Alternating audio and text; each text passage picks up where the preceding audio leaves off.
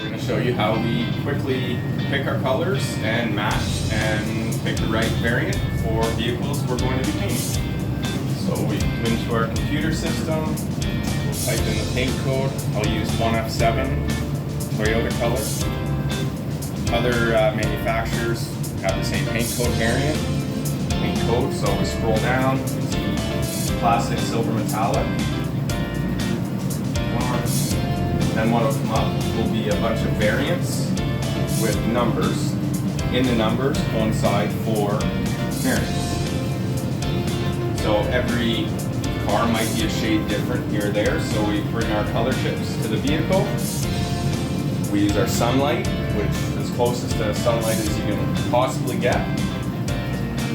Put them up to the panel and pick the best variant. Put the color chips up.